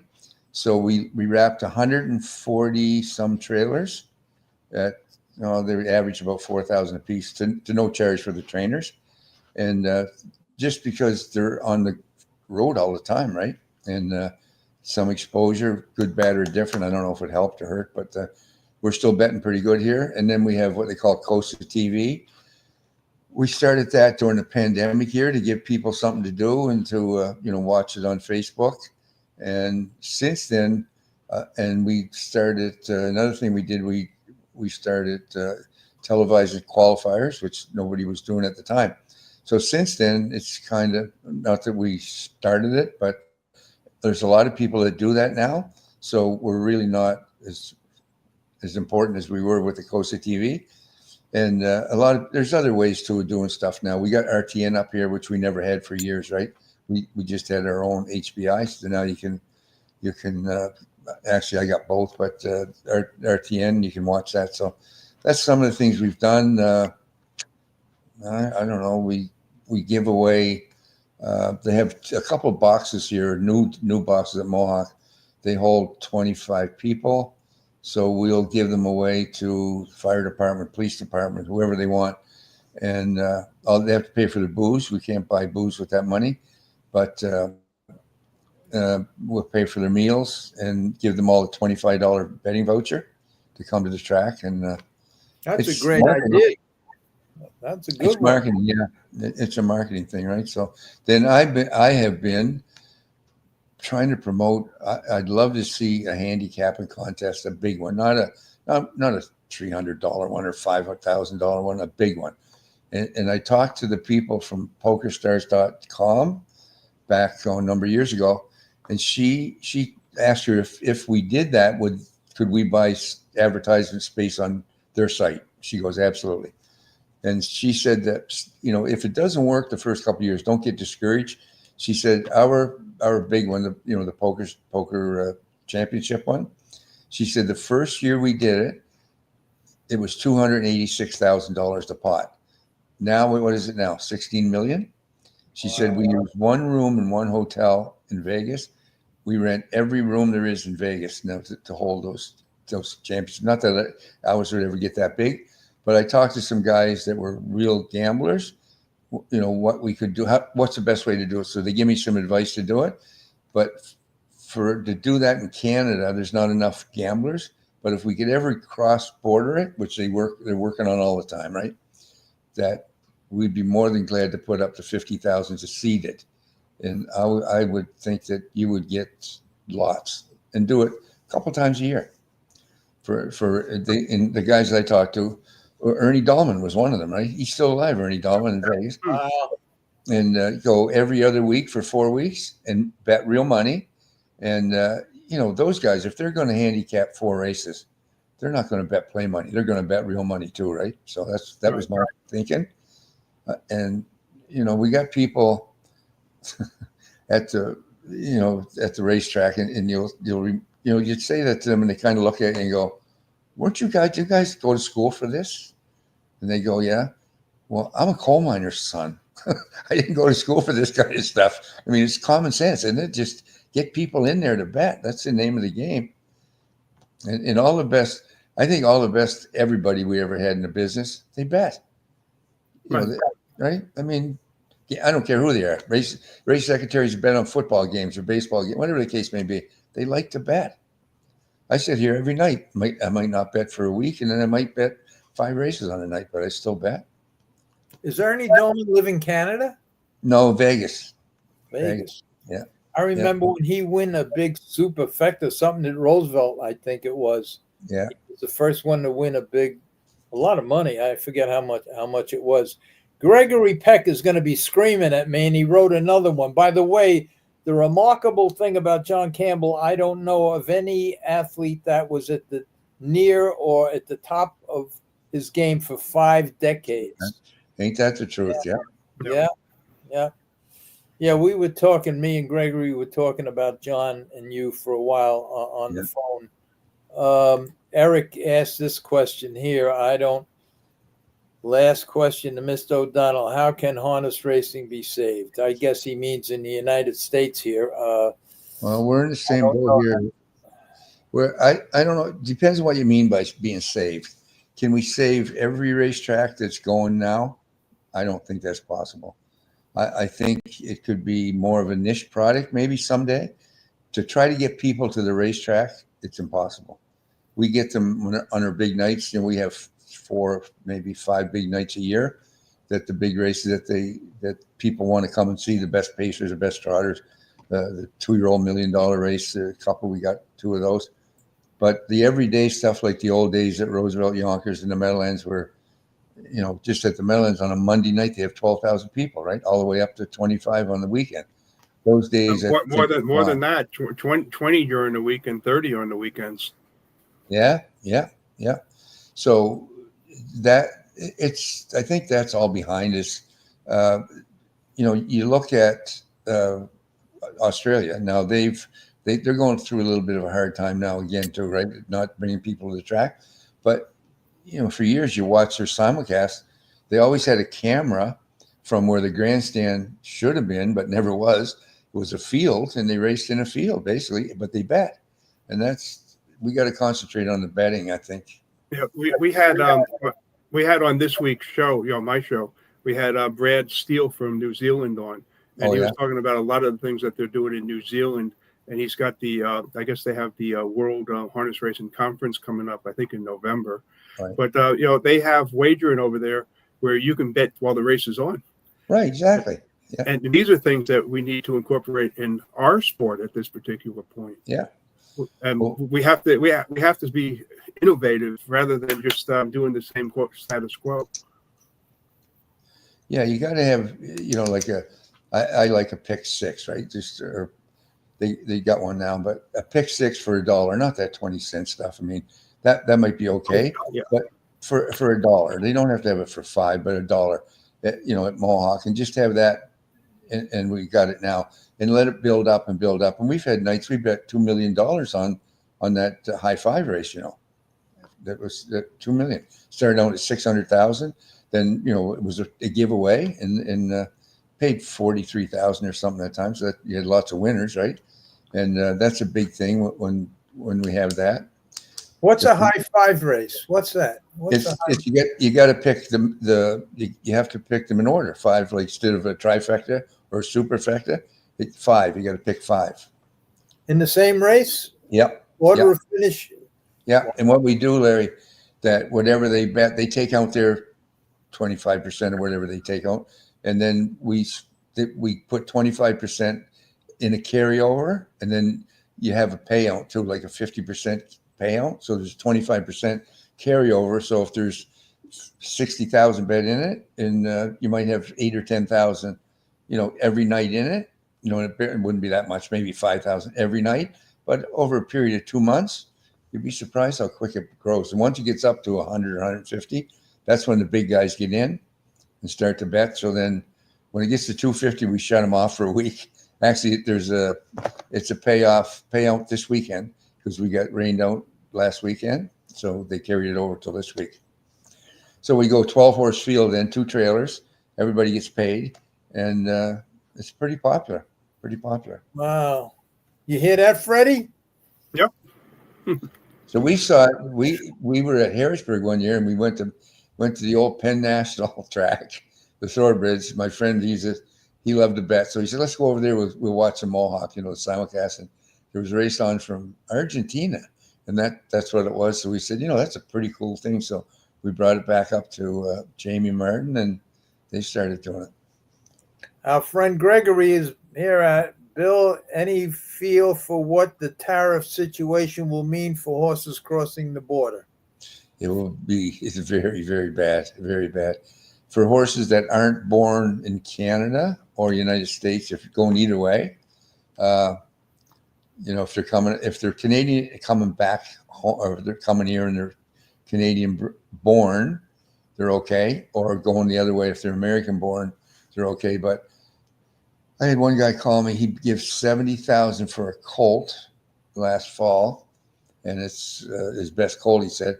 And he didn't want to bring him home or send him home in the middle of winter here. Like, still, today's the best day we had in months.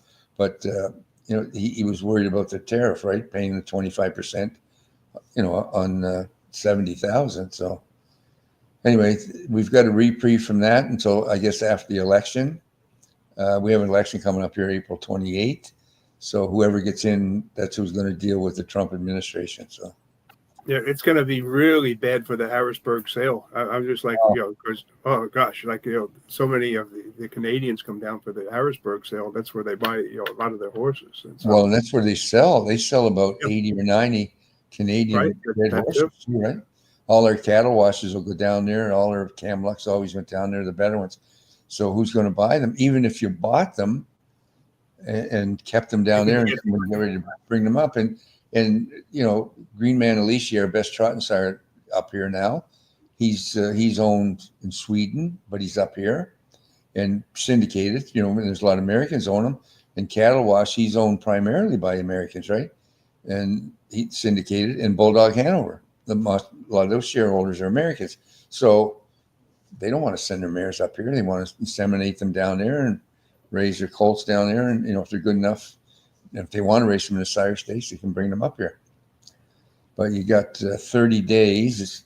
That's always the old way, that if you're going down 30 days, that was temporary. If you stayed longer than that, it was permanent. So it's not a good situation, but I think. But they got to stop their man Trump there, because that's not helping when you're making fun of him all the time, or the other way around too, with calling our prime minister the governor, right? So. All right, Gregory Peck. No, but I he think must be mad at me because he thinks I'm. He keeps telling me what a great interviewer I am, and I'm not. I mean, I can only do so. I guess he's mad at me now, but I'm sure. Okay, I don't know. I don't know. He can give me some. Say that again, Willie. You're breaking up. I said he can give you some training, because that's what he did. He trained people, to speak and stuff, and how to act on camera and stuff like that. And he was very, very good at it too, by the way. Yeah, you know what he just wrote? He wrote, "Larry, you are doing great." But I know I'm not doing great. This is not my. I was. Look, I do the best I can for what I have, and right now my mind is gone, everything is gone, and if it wasn't for my friends, I wouldn't even be doing this podcast. But now it's fun for me, because I sit in the house all day, I don't do nothing, and this is fun for me, and I'm so happy. Michael LaChance, and I never, ever wanted to ask anybody in the horse business to come on the show. I started this podcast originally to promote the book that I wrote, but a week after I wrote the book and got it published, Hollywood called me. The Sony Pictures and Village Roadshow called me, and they made me $100 million deal, and I didn't want to do the podcast no more. And then my partner, Frank Vincent, the actor, he died, and I didn't. So I did the first podcast, just chapter by chapter, what was in the book, leaving 90% out. And I didn't want to do it no more. And it was all my friends that says, no, keep doing it. So now I'm having a little fun at it. I half the time I forget to hit live, and we're doing the whole podcast, and it's not even being recorded. I'm learning how to press, what buttons to press. And thank God one day Michael LaChance, and I would never ask anybody to come on. I would just talk with my friends and just kill time. And one day Michael LaChance called me up, and he says, "Larry," he says, "don't stop the show. I'd be more than happy to come on." And I was shocked. I was shocked. And he came on, and it was great. And then I said, all right, maybe because of Michael, maybe I can get somebody else. And then I got a phone call.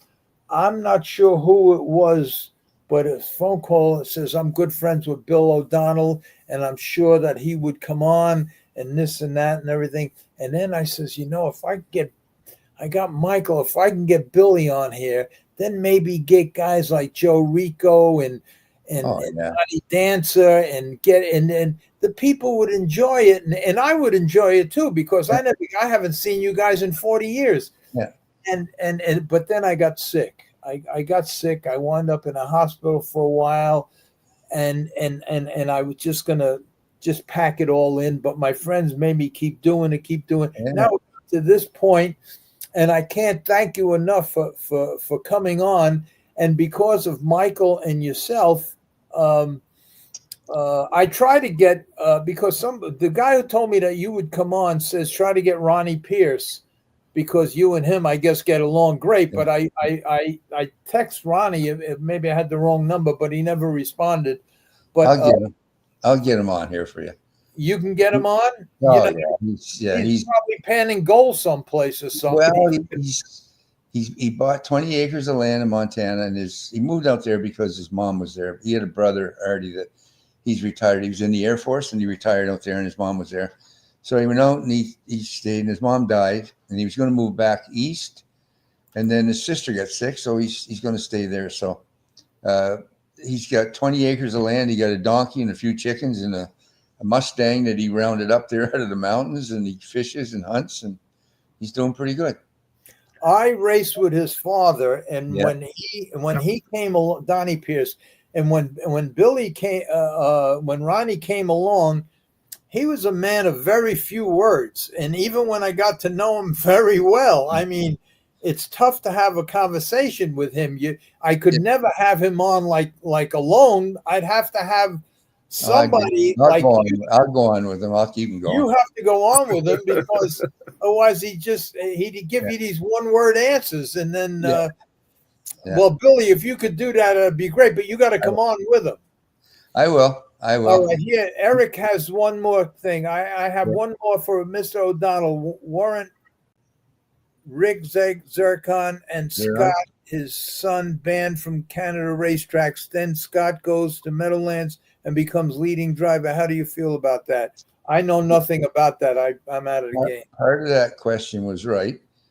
Scott did go to the Meadowlands to become a leading driver and won a couple of Hamiltonians, I think, didn't he? He went to Atlanta. He won the Hamiltonian and Hamiltonian Oaks on the same day, didn't he? That's right. And he won, Atlanta won the Hamiltonian, and so did Paulie Wellwood's horse, right? So anyway, no, it's neither question is true.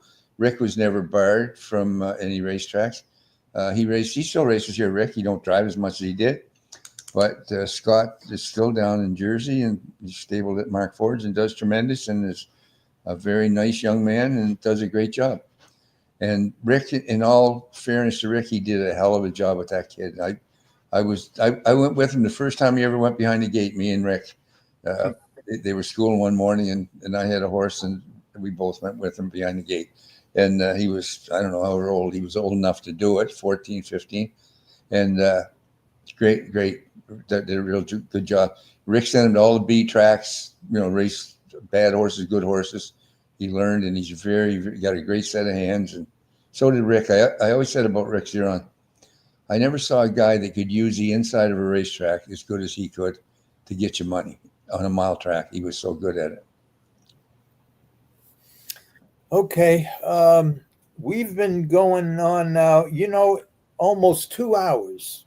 Unbelievable. Right. Billy, I can't thank you. So are you ready to run my show now? All right. Who's that, me? Yeah. He was gonna run my show in the background. I don't think that's gonna happen. Well, No. Larry, I agree with Greg too. You do a great job. You're a natural. You're a natural personality, period. I mean, you just have a way with people, and you always have probably kept you above ground all these years, maybe. It was tough. You know what I was afraid of? I don't know. The book that I wrote, I was out of the business, and I was not doing very well. And I was living on a park bench. That's where I was. Right. And some guys come up to me, guys like Joe Pesci and Frankie Vincent and all of them that knew me growing up when I was a kid. And right. I did a lot of bad things. Right. And and then when it was all over, they convinced me to write this book. Now, when I did the podcast, and as soon as I wrote the book, it got picked up. I didn't have to do the podcast no more. Then Frankie Vincent died. Now I'm saying to myself, how am I going to get these guys to go on? And that's why in my book, I put the last half of the book, because I took pictures of all the guys that showed up at that place where we had dinner that night. None of these drivers had anything to do with me during the early years. Half of them weren't even more. So I says, if they ever read this book, I'll never get nobody on. But it is what it is. I had a terrible, terrible addiction. I lived through it, and I don't know who read the book and who didn't read the book. I know they were almost 1 million sold already, but. But anyway, I'm very, very grateful for all you guys that come on. And like I said, what I did happened 50 years ago, and it's long gone. And if they they're supposed to be making the movie about it, going into a TV series. So we'll see if that happens. But I really appreciate you guys, whether you read the book or not, for coming on. Did. And you did? Yes, sir. I bought it right off the bat, as soon as it came out. Oh, yeah. Well, thank you for that. And Billy, you said you're gonna get a hold of Ronnie Pierce. Yeah, absolutely, yeah. And what you're talking about too, of what happened 50 years ago.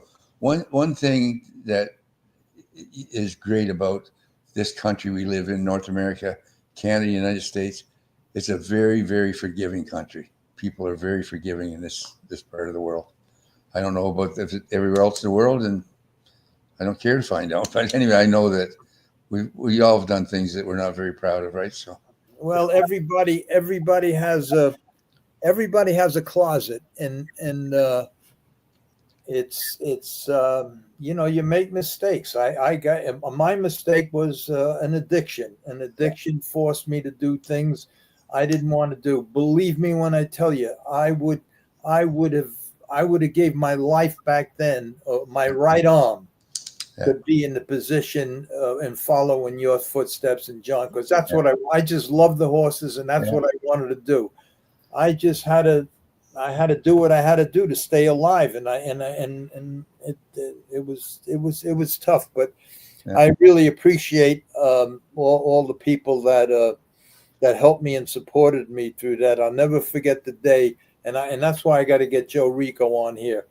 I was living on a park bench, and I don't know what happened, how I wound up in the diner or someplace, and I heard that they were there, and I went there, figuring that maybe I'd get a free meal or something. And after it was over, Joe Rico come over to me and never said a word. Just come out, see you, Larry, and he put 2 $100 bills in my shirt pocket, and he just kept walking, never said a word.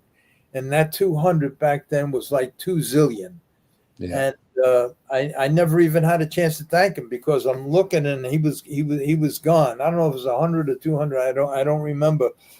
But through the years, thank God, right now I'm okay. Things wind up working out, but there were a lot of, and I can't tell you how much I appreciate Michael coming on, you coming on, and I'm gonna, with the help of Freddie, I'm gonna try to reach out, and maybe every week on a Thursday we'll have some other guys on, and I'm looking forward to you getting a hold of. You think he has a computer, Ronnie? You think he? I don't even. That might be a problem. Well, we'll find a place. He'll find something. I know he's got a cell phone because he texts. Yeah, that works. Yeah, a lot of people. Well, he's on Facebook, so he has to have a computer. Yeah, exactly. Yeah, he's got something. Maybe just a phone. I have no idea. Anyway. Oh, he's one that I was talking to him. When he bought his house, he called me. He said he wanted to show me the house. So he's showing me all around his house and in his den and stuff. And he got a whole bunch of pictures. So he's got a great sense of humor. Like you said, he don't say much, and he goes, "What do you think of that?" And I said, "Nice." And he said, you notice anything about it? All those pictures? And I said, no. They all have one thing in common, he said. What's that? You were second in every one, he said. So he said, I dug them all out and I put them in frames, put them on the wall. But no, I always enjoyed it. I remember it was Greg Peck's father. We were going to Garden State one time, and Ronnie just came from California, and they were talking. We were stopped eating. Bernie was talking about Ronnie Pierce, and he said, "They say he's crazy, though, eh?" And I said, "Oh, is he ever? Just like a fox. That's how crazy he is. He's crazy like a fox. But he's quite a guy." I forgot what I was going to say. Anyway, Billy, we'll end it now because it's 2 hours. I thank you so much for your time. No, thank you. And as soon as you can get a hold of Ronnie Pierce, try to set it up. Let him know he just has to have a computer or a phone. Ask him. And if you have any trouble, get a hold of Freddie, because I can't help anybody because I don't know how to do what you have to get on here. So Freddie will send it on anyway, right? Yeah, Freddie will. I got his. Let me just. My phone is dead and the charger's not working on my chair.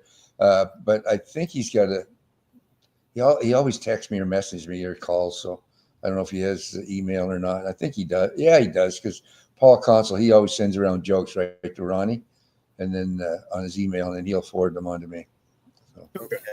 But he's quite a guy. He's. I mean, I could tell stories about him. Was when he won it was $1 million race up here. It was a Maple Leaf Trot one year, and he's racing Mr. Muscleman. So it was always 2 legs in the final. So this year they changed it 1 leg in a final. So he went 3 wide at the half and around the Revenue S, and he won, and Revenue S was 3rd. So he comes back, and Mike Vanderkamp was training a horse up there for Noel up home here, and he goes over and takes the head poles off the horse and sends him up the winner's circle. Vanderkamp comes over and said, "You'll enjoy this one." He said, I said to him, "Jesus, he raced good Ronnie." Ronnie said, "That'll tighten him up for the final." He said, "It was the final tonight, Ronnie." 800,000 they went for it. That's him. You know what? He wouldn't have driven him any different anyway. He's got ice water in his veins, that guy, anyway, for blood. Is it true? Somebody told me this. I don't know if it's true or not. That and I never asked him. I never even asked that Ronnie had a problem or an argument once with Campbell, or they had fights or something, or an argument over one race. Is that true? Yeah, they weren't the best of friends. Put it that way. I guess you'd say. Yeah. I don't know what it was all over, but anyway. All right. Okay, I guess I can end this now, and I'll be looking forward to hearing from Freddie about Ronnie Pierce. And on Thursdays, is it every Thursday at 8? Is that your time? Every Thursday at 8 o'clock. Yeah. Yeah. Okay. And, Eastern time. Eastern. Yeah, he's probably in Mountain Time out there, wouldn't he be? Yeah. At least probably 3 hours different. So it's still all right because Yeah. As long as we get him before the fishing season starts, right? He was fishing with a guy the other day, and the guy caught a pike. Boy, it must have been 2.5 foot long, right? The guy was a world champion fly fisherman, and he was Ronnie's partner in a tournament. Now that would be right up his alley. That and he was they used to have a paintball competition every Sunday morning at Showplace, around the corner, Showplace there in the woods. He never lost. He never got hit once. But he was a paintball champ of New Jersey. Wow, I didn't know that. Oh yeah, he's something. Yeah. You have to be very friendly, and I mean, naturally you're friendly because you've raced together for 20, 30, 40 years. But I read someplace, I think maybe in Bob Hagen's party that they had for you, that Michael LaChance and you were driven to Garden State or something every day by his son. Oh God, where did I read that? That he used to drive you and Michael. What's Michael's son's name? The driver. Pat.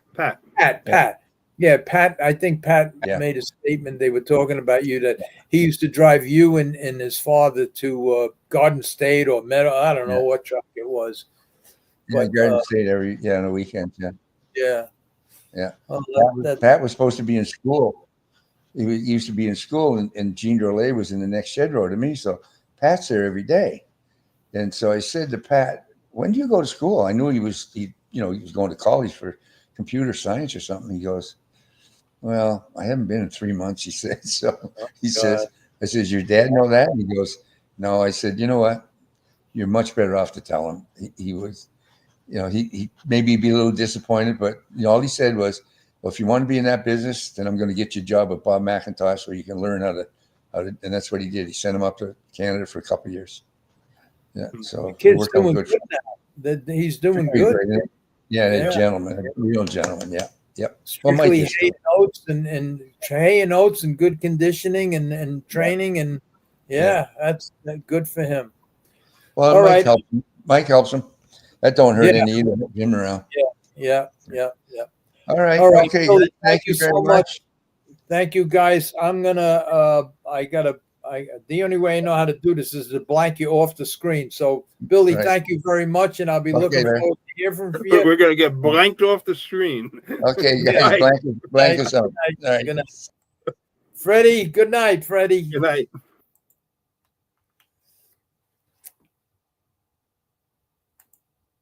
Now, how do I get to the end?